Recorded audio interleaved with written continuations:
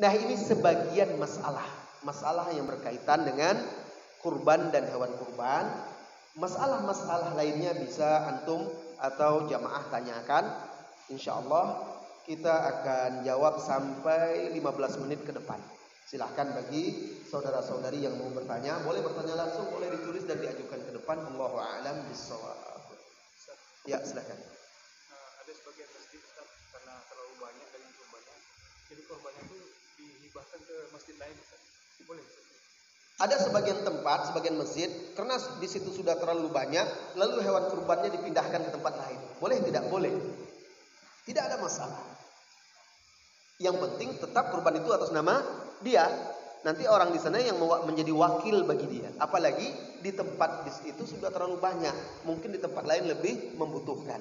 Insya Allah tidak masalah. Bahkan juga boleh misalnya daging kurban yang di masjid kita sudah disembelih, lalu karena banyak kita serahkan nanti ke tempat lain, masjid lain untuk membagi-bagikannya. Itu boleh. Dan boleh juga hewan kurban itu karena di sini misalnya sudah banyak, kita berkurban di tempat-tempat kaum muslimin yang sangat membutuhkan, tempat-tempat yang miskin, yang susah, atau yang di sana terjadi musibah seperti kaum muslimin yang dilanda peperangan, di mana mereka tidak punya hewan kurban, susah mendapatkan daging dan segala macam. Kita belikan di sana hewan kurban, mereka menyembelih di sana, sehingga mereka bisa ikut merasakan kegembiraan di hari Idul Adha dan juga ikut menikmati memakan daging dari daging kurban tersebut. Itu dibolehkan. Silakan. Waalaikumsalam.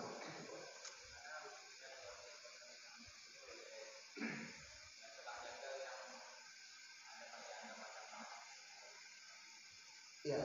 Bagaimana hewan kurban, hukum hewan kurban yang disembelih oleh tukang jagal yang menambah bacaan selain yang dicontohkan oleh Rasulullah sallallahu alaihi wasallam.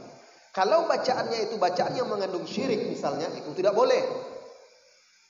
Tidak boleh menyembelih untuk selain Allah Subhanahu wa taala. Atau dia tidak membaca bismillah, maka kita harus hati-hati. Ingatkan dia ketika mau menyembelih, jangan lupa baca bismillah. Dia yang paling penting itu membaca bismillah wajib. Takbirnya itu adalah sunnah.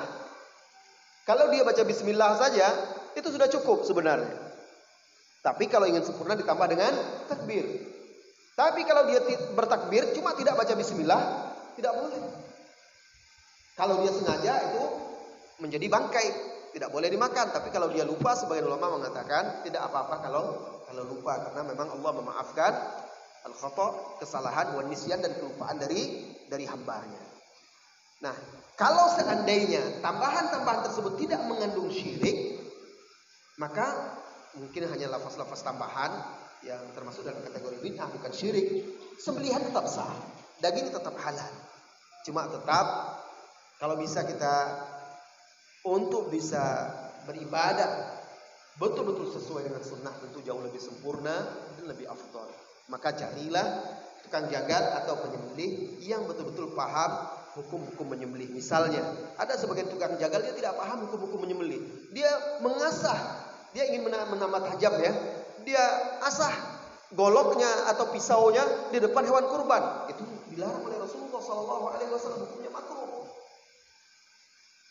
Pernah Rasulullah SAW melihat seseorang mengasah pisaunya di hadapan kurban hewan yang mau disembelihnya. Rasulullah katakan kepada dia, "Aturidu an taqtulahu marratain?"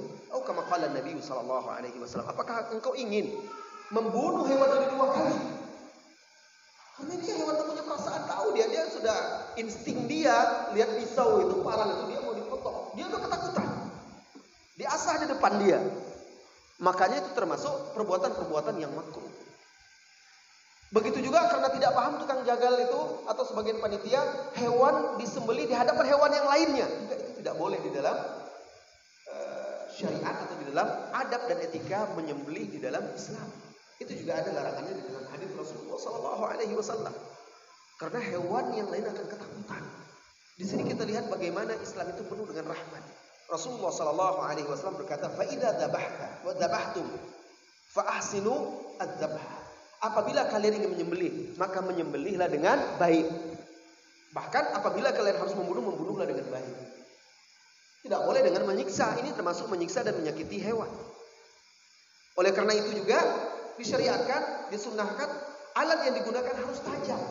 Rasulullah sallallahu alaihi wasallam berkata kepada Aisyah radhiyallahu anha, waktu itu Rasulullah berkata, "Wahai Aisyah, ambilkan pisau, wa ashhadiha, dan asah dia."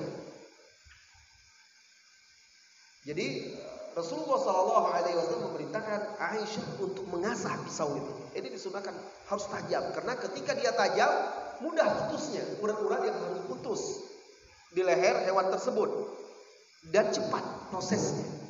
Kalau tumpul lama, susah, sehingga hewan itu tersiksa dan darah lambat keluar. Jadi ini menunjukkan rahmatnya, kasih sayangnya Islam. Bahkan dalam menyembelih pun ada aturan-aturan sehingga hewan yang disembelih tidak tersiksa. Maka harus kita upayakan orang yang menyembelih itu orang-orang yang paham hukum-hukum dalam menyembelih hewan, dan juga adab-adab etika-etika yang berkaitan dengan menyembelih. Allahu a'lam bissawab. Silakan. Kebanyakan kaum muslimin sering mengorbankan orang tuanya atau datuk itu nenek-nenek, sementara beliau tidak berkorban. Ini bagaimana? Iya. Kemudian yang kedua, setelah kita mempelajari jenis-jenis hewan kurban, onta, sapi, Kambing. Bagaimana pula dengan kerbau yang familiar sekarang ini? Orang lebih suka dari kerbau daripada sapi. Nah, gimana? Apa ada? Baik. Yang pertama mengenai berkurban atas nama orang yang sudah meninggal. Kadang sebagian kaum muslimin, dan itu banyak, berkurban atas nama orang tua dia, ibu dia, atau kakek dia, saudara dia, anak dia yang sudah meninggal. Kadang ada almarhum fulan, kadang ditulis di situ. Orangnya sudah mati, sudah meninggal, tidak ada lagi kewajiban dan keharusan untuk berkurban. Itu pertama. Ingat, orang yang berkurban itu adalah orang yang hidup. Karena Rasulullah SAW katakan, "Idza dakhalatil ashr", apabila 10 pertama Zulhijjah itu telah masuk, dari hadis Muslim yang diriwayatkan Imam Muslim, "Wa arada ahadukum an yudhhiya", salah seorang kalian ingin berkurban, "fala yamussa syai'an min sya'rihi fala yamussa min sya'rihi wala basharihi syai'an", janganlah dia mengambil atau memotong, mencabut sedikit pun dari rambut atau kulitnya, termasuk kuku. Nah, sekarang kita tanya, Rasulullah mengatakan tidak aroda, apabila salah seorang dari kalian ahadukum mau berkeinginan hendak berkorban, orang mati bisa tak punya keinginan? Enggak ada. Kemudian juga adabnya jangan dia memotong, mencukur rambutnya, orang mati enggak ada lagi itu. Jadi memang mereka tidak ada taklif, orang yang meninggal sudah tidak ada taklif, beban lagi dan keharusan untuk beribadah. Itu satu yang harus kita pahami. Yang kedua, Nabi SAW sudah meninggal istri-istrinya sebelum beliau, sebagian istrinya. Sudah meninggal sebagian anaknya. Sudah meninggal sebagian pamannya yang muslim sebelum beliau. Tapi tidak pernah beliau berkurban pernah 80 ekor atau puluhan ekor, hampir 100 ekor onta. Tidak pernah beliau ini untuk atas nama pamannya si fulan, Hamzah yang sudah meninggal duluan. Ini untuk istrinya Khadijah. Ini atas nama, kurban atas nama ya beliau ketika membelikan beliau sebutkan Allahumma hadza an Khadijah. Beliau tidak pernah sebutkan Allahumma hadza anil Qasim, anak beliau yang pertama. Beliau juga tidak pernah sebutkan anak-anak yang lain, ada Abu Bakar, Ibrahim. Kenapa? Ya kan, kenapa beliau tidak lakukan? Padahal ini ibadah yang utama. Tapi beliau hanya mencukupkan Allahumma hadza min Muhammad wa min ali Muhammad sallallahu alaihi wasallam. Ya Allah, ini dari kurban dariku, dari Muhammad dan dari keluarga. Cukup itu. Kenapa? Ini jadi pertanyaan. Harusnya kalau memang itu disyariatkan dan baik, beliau akan contohkan itu. Beliau akan anjurkan agar umatnya tahu kan gitu. Dan juga sahabat-sahabat lain tidak melakukan seperti itu. Bahkan beliau hanya mencukupkan secara umum saja. Kurbannya yang satu lagi, Allahumma hadza an ummati Muhammad atau taqabbal min ummati Muhammad sallallahu alaihi wasallam. Ya Allah, ini adalah kurban dari umatku atau terimalah dari umatku. Hanya secara umum saja. Oleh karena itu, karena tidak pernah dibuat oleh Rasulullah sallallahu alaihi wasallam, tidak pernah ada anjuran, perintah, tidak ada contohnya. Begitu juga dari sahabat, maka para ulama mengatakan tidak dianjurkan dan tidak disyariatkan berkurban atas nama orang yang telah meninggal sekalipun orang tua, kecuali orang tua kita sebelum meninggal atau dulu di masa hidupnya pernah berwasiat, nanti kalau saya meninggal keluarkan dari harta saya untuk kurban. Itu wasiat. Atau kurbankan untuk saya. Maka wasiat wajib ditunaikan. Maka anak atau ahli warisnya harus menunaikan wasiat itu. Dia keluarkan dari harta, kalau nggak ada dari anaknya lah yang membelikannya.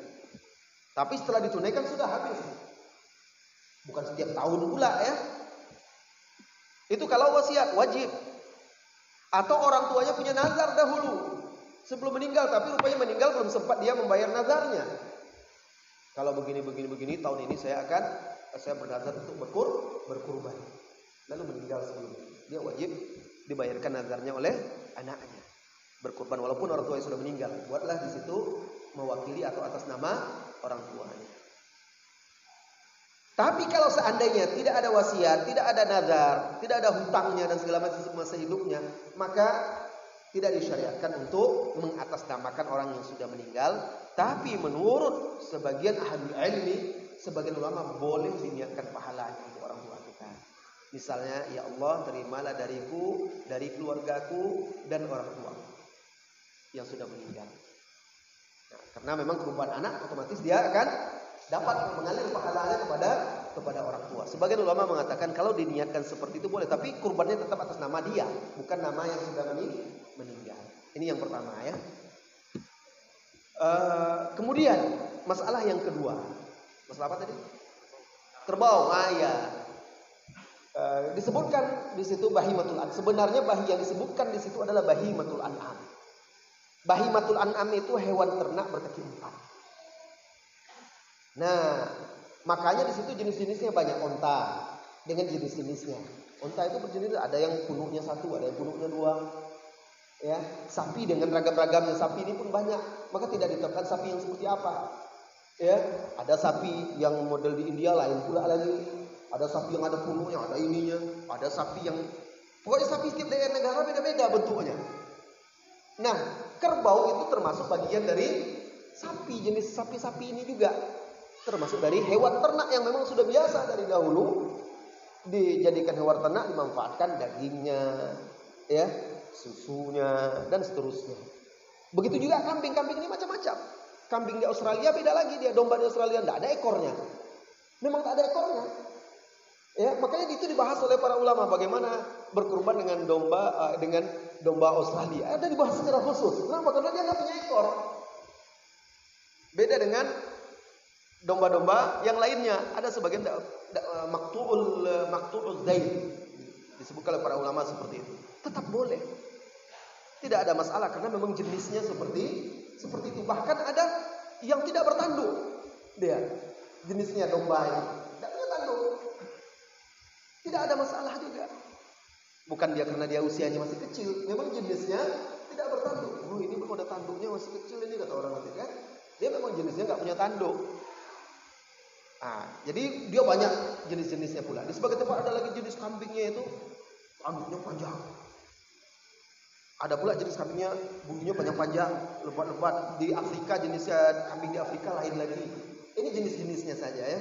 Jadi kerbau itu termasuk jenis sejenis dengan sapi juga ya. Itu insyaallah sah dijadikan hewan kurban. Allahu a'lam bishawab. Ya, nanti.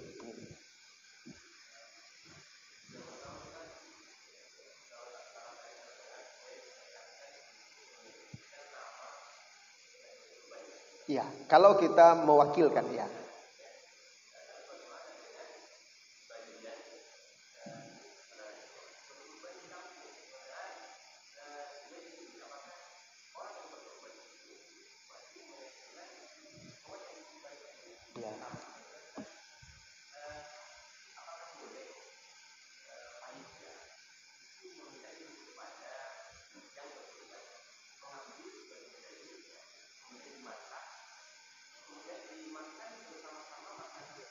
Ya.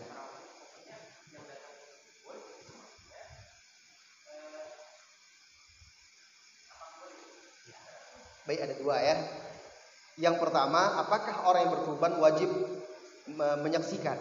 Afdolnya, pertama, orang yang berkurban itu menyembelih kurbannya sendiri. Kemudian yang kedua, afdolnya orang yang berkurban jika dia tidak bisa menyembelih, hadir menyaksikan. Tapi itu tidak wajib. Karena Rasulullah SAW mewakilkan kepada Ali dan dia tidak menyaksikan semuanya. Ali berkata, amaroni Rasulullah SAW ala budni. Rasulullah memerintahkanku untuk menyembelih onta-onta, jadi itu banyak sekali. Ya, jadi boleh. Tapi yang afdol, dia tidak wajib. Tapi yang afdol itu kita hadir menyaksikannya. Karena Rasulullah itu sebagian hewan kurbannya beliau sembelih langsung dan beliau menyaksikan. Para ulama mengatakan afdol menyaksikan. Kemudian yang pertanyaan yang kedua tadi, bolehkah panitia meminta izin kepada orang yang berkurban untuk mengambil sebagian dagingnya untuk dimasak dimakan bersama-sama? Jadi Rasulullah SAW itu beliau kalau Idul Adha beliau pagi harinya beliau tidak makan. Beliau nanti menunggu makan dari hewan kurban itu, dimasak dulu dari hewan kurban itu. Maka kita sebagai panitia kan ingin pula mendapatkan sunnah ini dan orang-orang yang ada ini. Maka tidak mengapa kalau seandainya sebagian dari hewan kurban itu dimasak kemudian dimakan bersama-sama, karena itu termasuk bagian dari hadiah untuk kaum muslimin.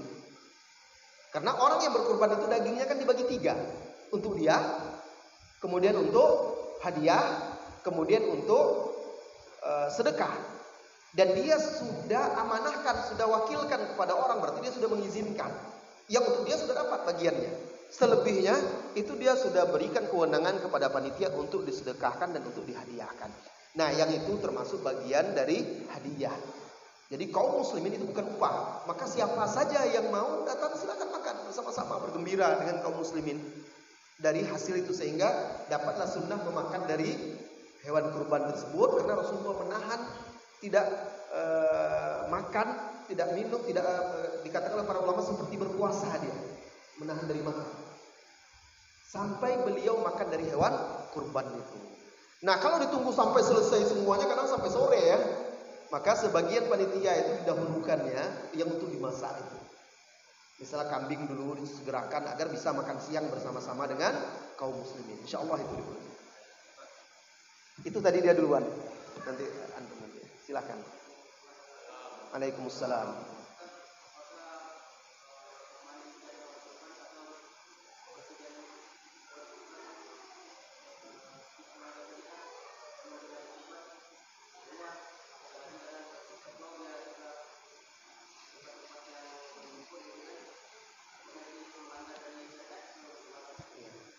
Kalau apa hukumnya memandikan hewan kurban sebelum berkurban?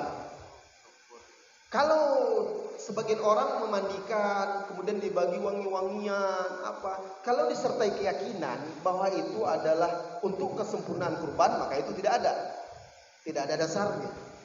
Tapi karena hewan itu kotor, berlumpur-lumpur, berkubang, apalagi kerbau ya, nah maka tidak mengapa dibersihkan, agar nanti juga ketika dikuliti tidak kotor juga. Tapi biasanya faktanya yang terjadi, orang kalau sudah mau berkurban malam itu kan sudah disiapkan hewannya semua. Kerbau pun tidak akan dilepas lagi. Misal hari Selasa kurban, hari Senin itu sudah semua hewan sudah ditambat, itu tinggal dikasih makan aja lagi. Tidak akan dikeluarkan bebas, karena kalau dikeluarkan bebas payah nanti. Ya. Tapi kalau dia mau memandikan itu hanya untuk membersihkannya, bukan dengan keyakinan tertentu atau menganggap itu sebuah kesempurnaan, maka nggak apa-apa. Tapi kalau disertai oleh keyakinan bahwa semakin kalau dia mandikan semakin sempurna pahalanya, itu tidak ada dasarnya ya, tidak ada anjuran, tidak ada contoh dari Rasulullah Sallallahu Alaihi Wasallam. Allahu a'lam. Silakan. Waalaikumsalam.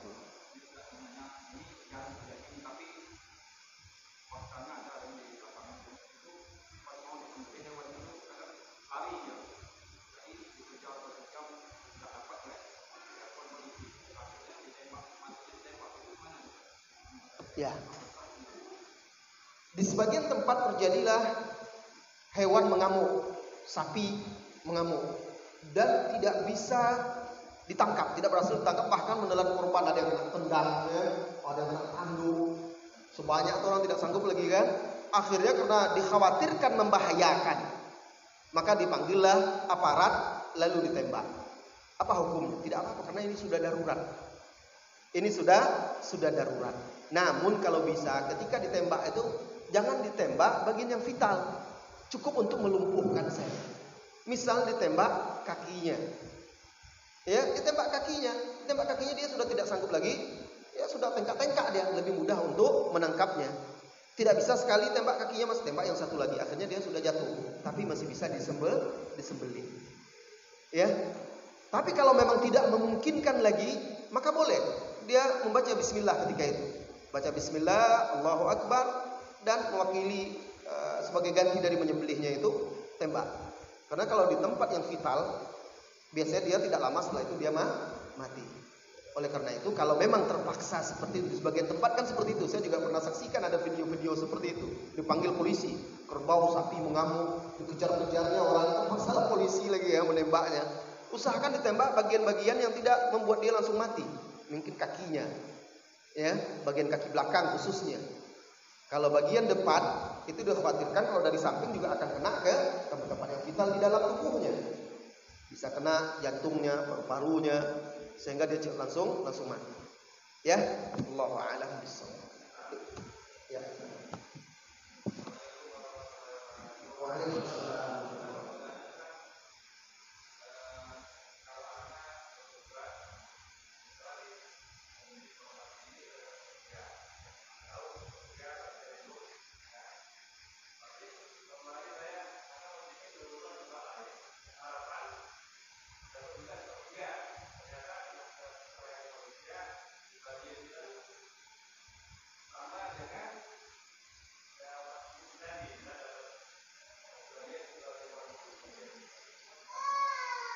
Enggak ada masalah. Iya, enggak masalah. Tidak sepertiga dia tidak wajib sepertiga. Ya. Misalnya kita sedikit cuma dapat, yang lainnya kita niatkan sedekah saja. Makanya kalau kita misalnya bisa mampu berkorban sendiri. Misalnya di Masjid Imam Syafi'i kita sudah berkorban. Kita mampu lagi kurban sendiri. Kambing misalnya, sembelih sendiri. Kita bisa membaginya. Nah, yang sepertiga. Tidak ada masalah di hari-hari tasyrik. Misalnya tanggal 10 Zulhijjah saya berkurban di Imam Syafi'i. Besok tanggal 11 atau tanggal 12 atau tanggal 13 saya berkurban lagi sendiri. Saya beli kambing, sudah saya siapkan kambingnya atau dombanya, kurban di rumah. Tidak ada masalah. Rasulullah kamu kurban di rumah gitu. Ya. Bukan dengan panitia. Jadi tidak ada masalah. Panitia ini kan untuk memudahkan, membantu, karena tidak semua orang bisa untuk menyembelih sendiri dan membantu sendiri. Kalau kita bisa, silakan.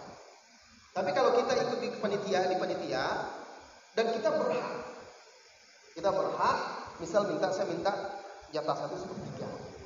Itu hak kita. Dan panitia juga berhak. Kalau kita di sini tidak begitu pembagiannya, kalau bapak bagian situ jangan di sini, ya terserah dia karena mereka pelaksananya. Jangan kita paksa pula, ya. Cuma seharusnya memang kita buatkan untuk peserta itu lebih banyak dapatnya. Walaupun tidak pas 1/3, tapi setidaknya mendekatilah. Jadi dia tetap lebih banyak dari pembagian-pembagian yang lain. Misal kalau yang lain itu dapat 1 kilo, dia dapat 2 kilo daging, bisa selain tulang ya, daging misalnya. Kalau yang lain dapat 1,5 kilo, dia dapat 3 kilo. Seperti itulah misalnya. Itu perkiraannya saja, ya. Allahu a'lam bishawab. Silakan. Waalaikumsalam warahmatullahi wabarakatuh.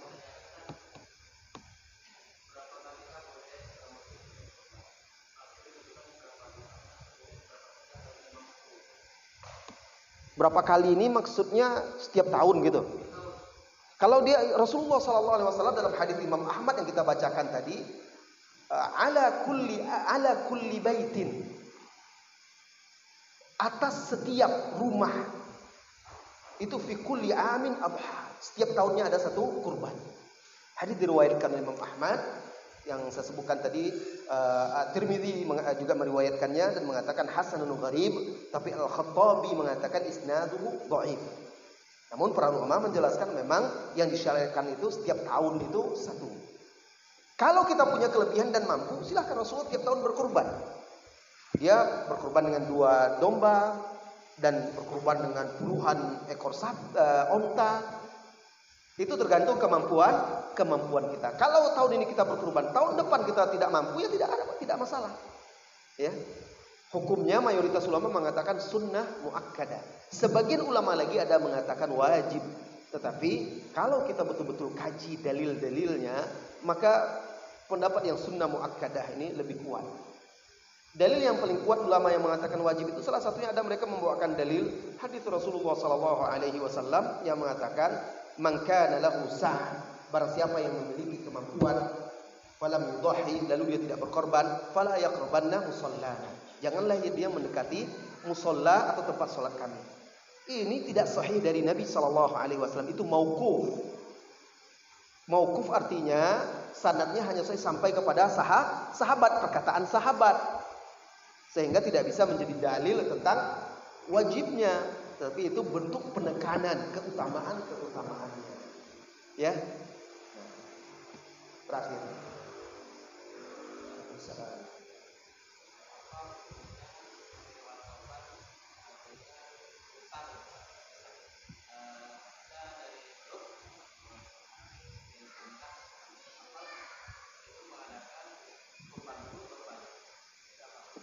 Kenapa? Karena kurban dulu baru bayar.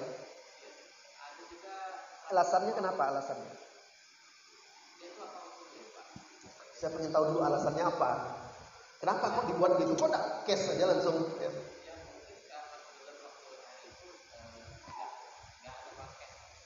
Enggak ada uang.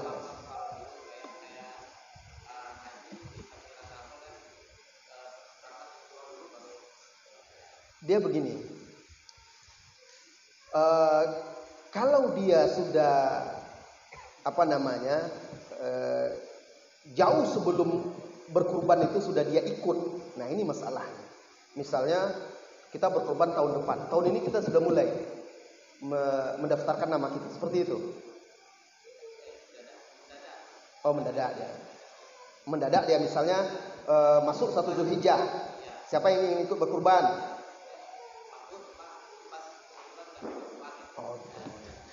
Kalau memang dia kebetulan waktu itu tidak punya uang, tadi sudah saya bahas juga ya tentang hukum berhutang untuk berkorban. Kalau dia sanggup membayarnya tepat pada waktu, tidak diangsur-angsur. Ini kan model, ada sebenarnya kan model seperti mengangsur.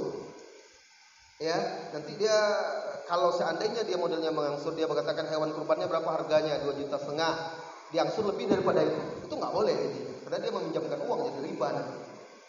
Tapi kalau yang diangsur itu memang segitu juga, silahkan.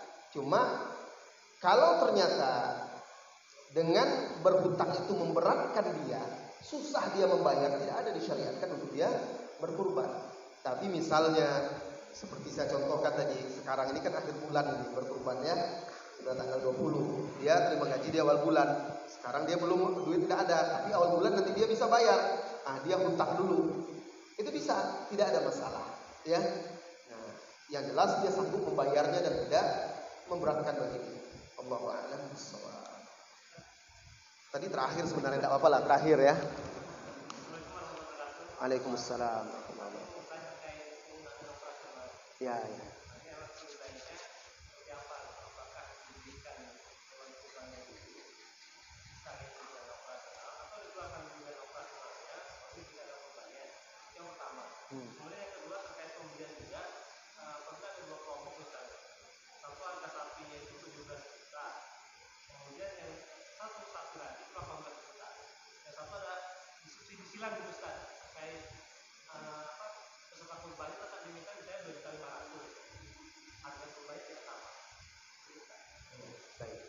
Kita yang pertama dahulu mengenai operasional. Apakah dibelikan sapi dulu nanti sisanya baru dijadikan jadikan uang operasional, atau dikeluarkan uang operasional baru dibelikan untuk kurban? Dari awal itu harus sudah ada kejelasan. Ya, Misalnya, kalau kita katakan kurban tahun ini untuk sapi A misalnya 2.500.000 misalnya ya. 2.500.000. Operasional 200. Berarti total setiap orang mengeluarkan uang adalah 2.700.000. Yang untuk korban hanya 2,5. Ini harus dipisahkan. Maka harus jelas, jangan dikatakan nanti hewan kurban tahun ini 2.500.000. Nah, kita akhirnya harus kita keluarkan dari situ untuk operasional. Operasional ini kan relatif, nanti bisa banyak bisa kecil jadinya. Akhirnya kita upayakanlah cari kurban yang mencukupi. Dapatlah kurban yang akhirnya tidak sesuai dengan yang diinginkan. Ini akibat tidak ada kejelasan. Atau terbeli nanti kurban 2.500.000 pas uangnya, tidak ada lagi uang operasional jadinya. Kita harus beli plastik-plastik. Ya kan, harus membayar misalnya tukang jagal kalau ada tukang jagal, kemudian mencetak kupon apa dan segala macam, itu kan operasional, masuk ke operasional semuanya. Ya, nah beli minum untuk petugas, aqua apa semua, ya minuman lah pokoknya, air mineral itu ada dari uang-uang mana? Dari itulah, dari operasional itu dikeluarkan. Jadi harus dijelaskan dan dari awal mana yang uang korban untuk pembelian kurban dan mana yang untuk operasional ya. Yang kedua mengenai subsidi silang. Orang ini berkurban, duit dia 2.500.000. Orang ini berkurban 2.800.000 misalnya. Lalu disubsidi dari sini. Ini nggak bisa. Kecuali seizin orang ini yang berkurban. Kenapa? Karena dia berniat berkurban dengan harga 28. Yang dia tahu harga sapi 28 itu besarnya begini-begini. Tiba-tiba kita gunakan untuk subsidi, kita paksakan mencari hewan yang harganya di bawah itu agar bisa mensubsidi ini. Ini bukan duit kita, ini duit orang. Kita hanya wakil. Tidak boleh kita tasarruf menggunakan uang itu tanpa seizin pemiliknya. Maka tidak boleh kita jadikan subsidi silang untuk korban orang lain. Ya, kalau subsidi silang berarti kan membelikan, menambahkan duit orang lain itu dengan duit kurban orang ini. Ini tidak boleh tanpa seizin dia dan tanpa keriduan dia. Panitia harus transparan masalah ini amanah. Ya, amanah. Kalau dia ingin berkorban sapi sesuai dengan sifatnya, karakter ciri-cirinya seperti harganya sekian. Ya harus itu yang kita gunakan duitnya. Tidak boleh kita subsidi, kita dapat kurban yang lebih murah dengan berat yang sama. Ya kan? Rupanya dapat kita sapi 17 juta yang seharusnya 18 juta. Tapi beratnya sama, berarti duit bersisa. Udahlah kita jadikan untuk menambah orang ini biar dapat sapinya lebih besar juga. Itu harus seizin dia. Karena duit dia, bukan duit kita. Kita hanya wakil. Tidak berhak kita untuk mengotak-atik uang tersebut. Itu kan kalau berlebih. Sekarang coba kita kembalikan lagi kalau duitnya kurang. Apa mau kita menambah dari kita? Kan tidak mau kan?